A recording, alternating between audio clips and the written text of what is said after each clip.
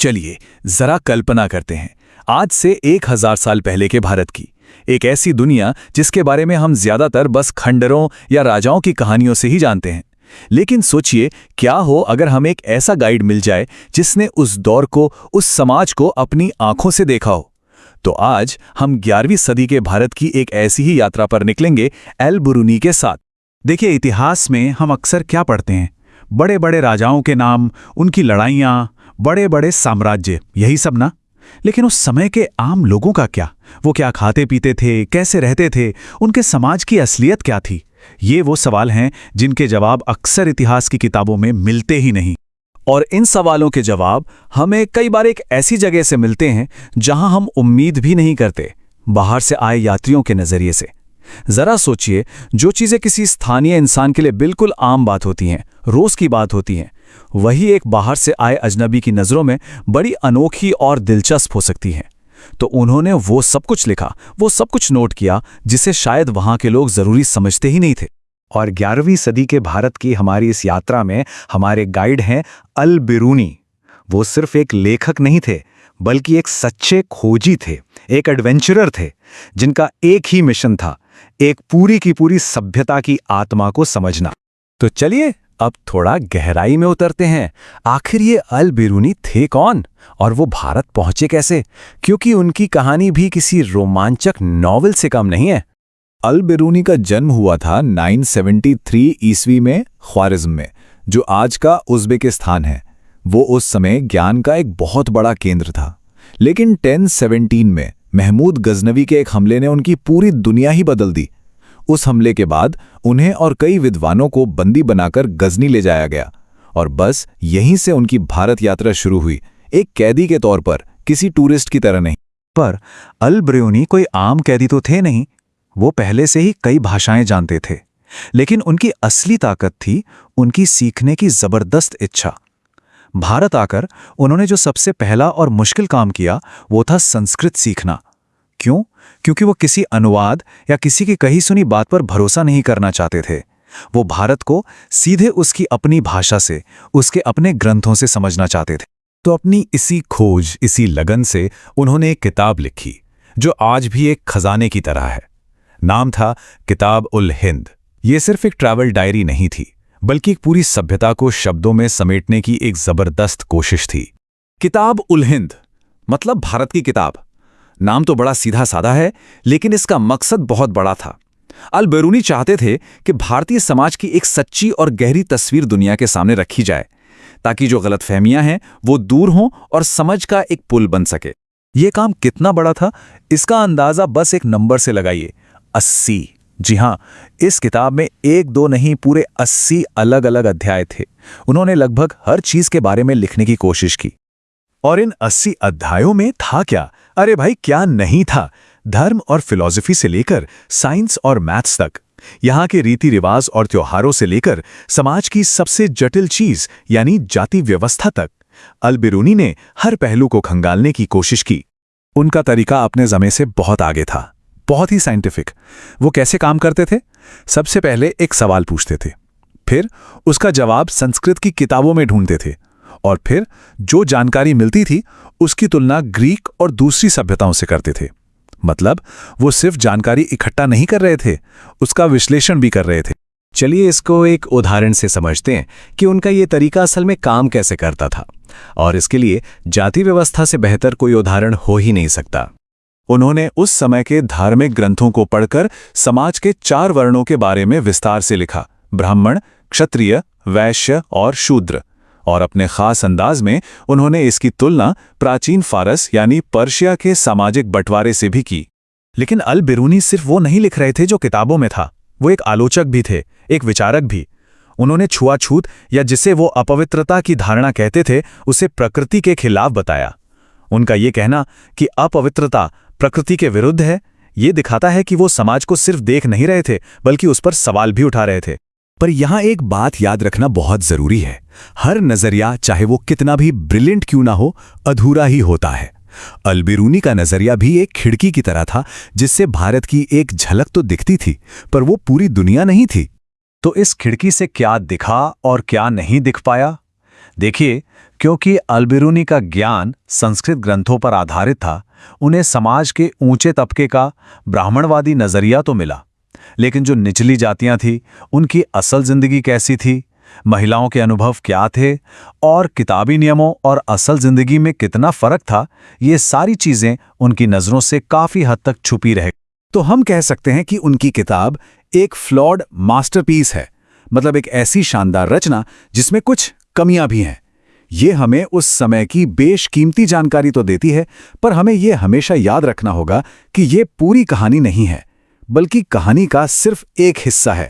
तो सवाल उठता है कि 1000 साल पुरानी इस किताब की बात हम आज क्यों कर रहे हैं? अल-बिरूनी का काम आज भी इतना जरूरी क्यों है?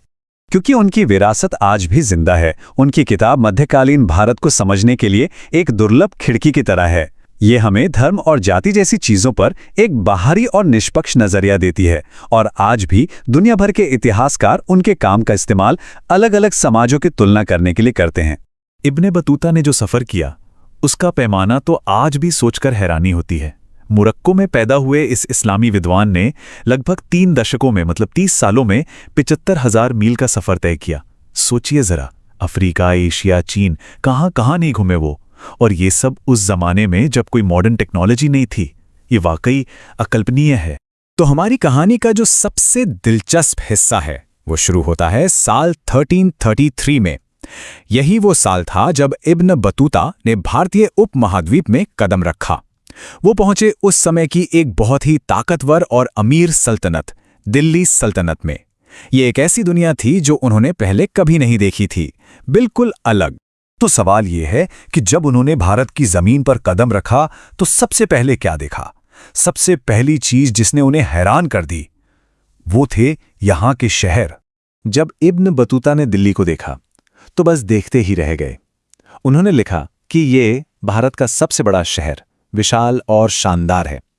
ये बात याद रखनी चाहिए कि वो एक वर्ल्ड ट्रैवलर थे, उन्होंने दुनिया देखी थी। फिर भी दिल्ली के आकार और उसकी शान शौकत ने उन्हें चौंका दिया था। तो आखिर दिल्ली में ऐसा क्या था जो उसे इतना खास बनाता था?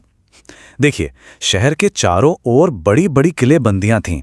शहर में आने जाने के लिए कई दरवाजे थे, और बाजार तो हमेशा लोगों और सामान से खचाखच भरे रहते थे।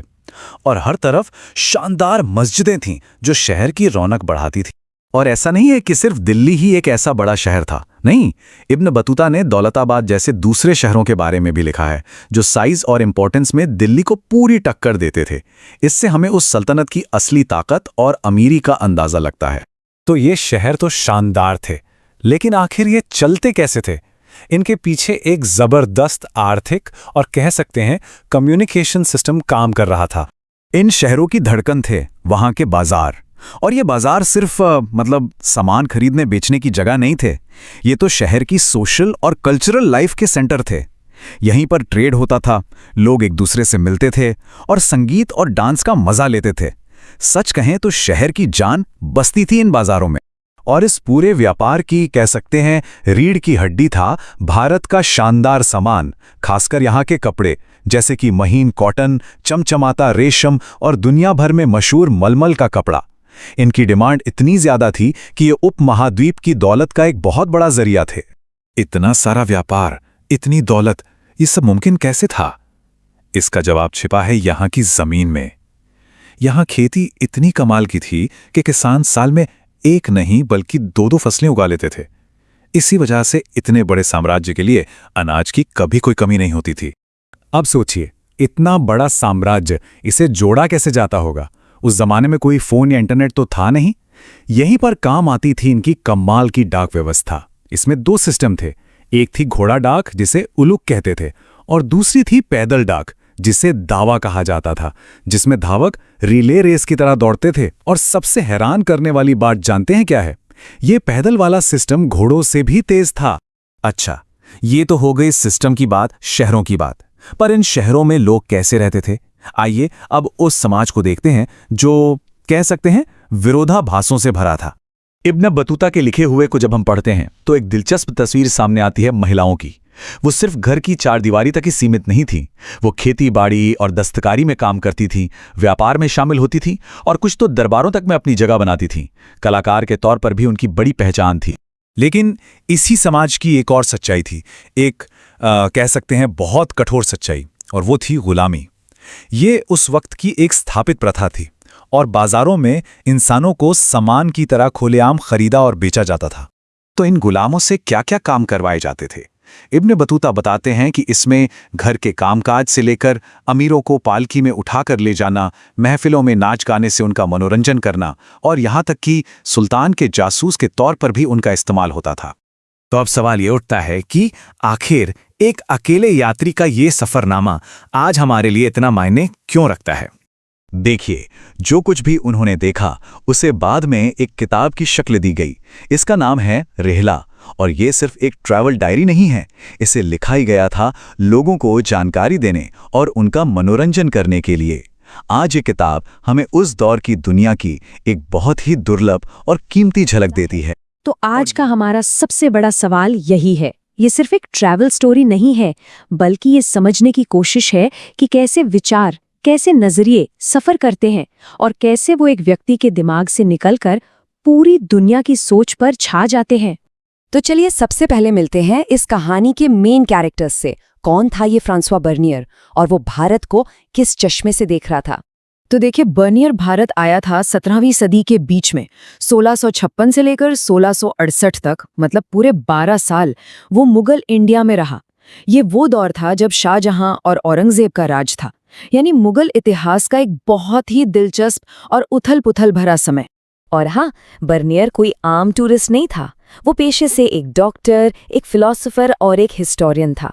उसकी पहुंच इतनी ऊपर थी कि वो शहजादे दारा शिकोह और मुगल दरबार के बड़े बड़े अमीरों के साथ उठता बैठता था। और सबसे ज़रूरी बात, वो जो कुछ भी लिख रहा था ना, वो अपने देश यानी यूरोप के लोगों के लिए लिख रहा था। और बस इसी एक बात ने सब कुछ बदल दिया। यहीं पर उसकी सोच का पूरा डीएनए छिपा है। बर्नियर भारत में जो भी देखता, उसकी तुलना सीधे सीधे यूरोप से करता। उसके लिए यूरोप ही बेस्ट था, विकास का पैमाना था, और भारत ठीक उसका उल्टा, एक पिछड़ा हुआ अजीब देश। ये जो उसका नजरिया था ना, उसकी हर एक बात में, हर एक ऑब्जर्वेशन में साफ साफ झलकता है। तो चलिए अब देखते हैं बर्नियर के सबसे बड़े और सबसे असरदार दावों में से एक को, जो उसने मुगल भारत की जमीन और किसानों के बारे में किया था। बर्नियर ने यूरोप को एक ऐसी बात बताई जिसने सबको हैरान कर दिया। उसने लिखा कि मुगल इंडिया में प्राइवेट प्रॉपर्टी जैसी कोई चीज ही नहीं है। सोच सकते हैं, मैं फिर से कह रही हूं, सारी जमीन का मालिक सिर्फ एक इंसान है, बादशाह। और उसके हिसाब से यही वो चीज थी जो देश को बर्बादी की तरफ धकेल रही थी। ये यूरोप के लिए एकदम शॉकिंग आइडिया था। लेकिन क्या ये सच था? जब इतिहासकार मुगल दस्तावेजों को खंगालते हैं तो कहानी बिल्कुल अलग निकलती है।